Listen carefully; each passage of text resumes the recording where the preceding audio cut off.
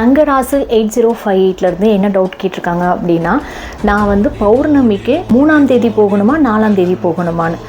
உண்மையில் பௌர்ணமி வந்து 2ஆம் தேதி மாலை இந்த நேரத்தில் ஆரம்பித்து புதன்கிழமை மாலை இந்த நேரம் வரைக்கும் இருக்குது. அப்போ 4ஆம் தேதி போனால் பௌர்ணமி கிடையாது. ஆனால் நிஜத்தில் பௌர்ணமி அன்னைக்கு போனால் அதிக பலன். ஆனால் மற்ற நாள்கள்லையும் அந்த மலையை சுற்றுறவங்க இருக்க தான் செய்கிறாங்க. அதாவது கிரிவலம் பண்ணுறவங்க பண்ணிட்டு தான் இருக்காங்க.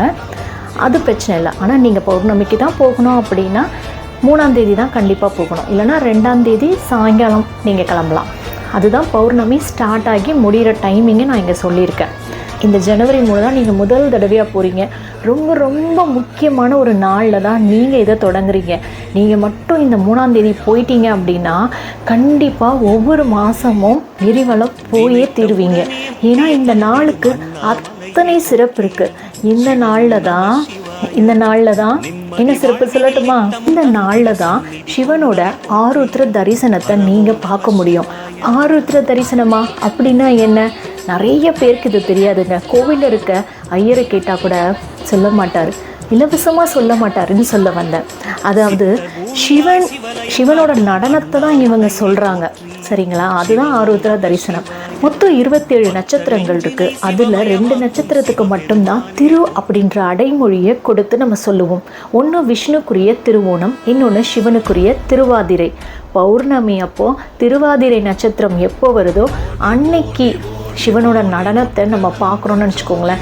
அதுதான் ஆருத்ர தரிசனம். சிவன் நம்மளுக்காக வந்து ஒவ்வொரு வருடமும் ஆடுறாரு. ஏன்னா நம்மளுக்கு 365 நாள் தான் ஒரு வருடம்.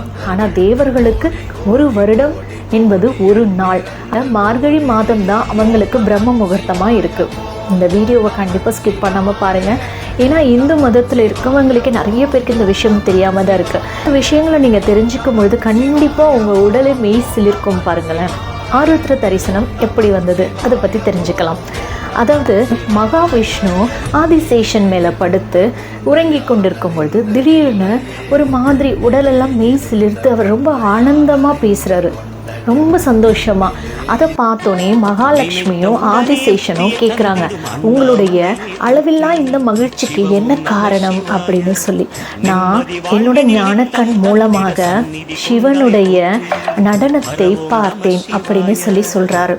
அந்த ஆனந்த தாண்டவத்தை பார்த்த அனுபவம் தான் என்னுடைய மகிழ்ச்சிக்கு காரணம் அப்படின்னு விஷ்ணு அவங்க கிட்ட சொல்லிட்டு.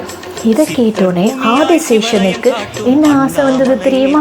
தனக்கும் அந்த ஆனந்த தாண்டவத்தை பார்க்கணும் அப்படின்னு சொல்லி. இதை உணர்ந்து கொண்ட விஷ்ணு பகவான், நீ பூலோகத்திற்கு சென்று தவம் செய்து அந்த பாக்கியத்தை பெறுவாயாக அப்படின்னு சொல்லி பூலோகத்துக்கு அனுப்புகிறாரு. அதுதான் பதஞ்சலி முனிவர். பதஞ்சலி முனிவராக இந்த பூமிக்கு வராரு ஆதிசேஷன். அப்போ பாதி உடல் வந்து மனிதனாகவும் மீதி உடல் பாம்பு போன்ற வால் பகுதியோடையும் அவர் இருக்காரு. தவமும் செய்கிறாரு. அவர் நினைச்ச மாதிரியே பௌர்ணமி அன்னைக்கு திருவாதிரை நட்சத்திரம், சிவனுக்கு மிக உகந்த திருவாதிரை நட்சத்திரத்தோடு சேர்ந்த அந்த நாள் அன்று சிவன் அவருக்கு அந்த ஆனந்த தாண்டவத்தை காட்டுறாரு. அதை பார்த்தோன்னே ஆதிசேஷனுக்கு ரொம்ப ரொம்ப மகிழ்ச்சி. அப்போ அவர் என்ன தெரியுமா நினைச்சாரு? தான் கண்ட இந்த மகிழ்ச்சியை ஒவ்வொரு ஆண்டும் மக்களுக்கு, எல்லா மக்களுக்கும் கிடைக்கணும் அப்படின்னு சொல்லி வேண்டிக்கிட்டார். அதனால தான் ஒவ்வொரு வருடமும் மார்கழி மாதம் திருவாதிரை நட்சத்திரத்துடன் கூடிய பௌர்ணமியில் ஆருத்ரா தரிசனத்தை நம்மளால பார்க்க முடியுது. இது சிதம்பரம் கோவிலில் ரொம்ப ரொம்ப பிரசித்தி பெற்றதுங்க. ஆருத்ரா தரிசனம் வெகு விமர்சையாக கொண்டாடப்படுது. நீங்கள் அங்கே போனீங்கன்னா கண்டிப்பாக இந்த கொண்டாட்டத்தை நீங்களும் பார்க்கலாம். எந்த ஒரு கோவில்லையும் கருவறையில் இருக்கக்கூடிய அந்த கற்சிலையை வெளியே கொண்டு வர மாட்டாங்க, அது முடியாத காரியம். ஆனால் சிதம்பரத்தில் இருக்கக்கூடிய நடராஜர் கற்சிலை அல்ல, உலோகத்தாலான சிலை.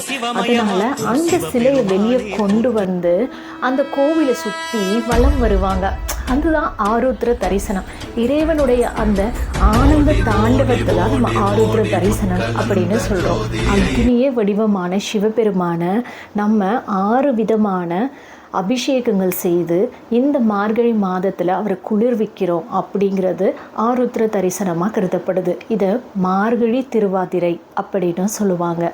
தேவர்களின் அதிகாலை பொழுதான மார்கழி மாதத்தோட மிகப்பெரிய மகத்துவமே இதுதான். அதனால் நம்மளும் கண்டிப்பாக ஜனவரி 3 சிவன் கோவில்களுக்கு போங்க, அங்கே இருக்கக்கூடிய சிவனை வழிபடுங்க.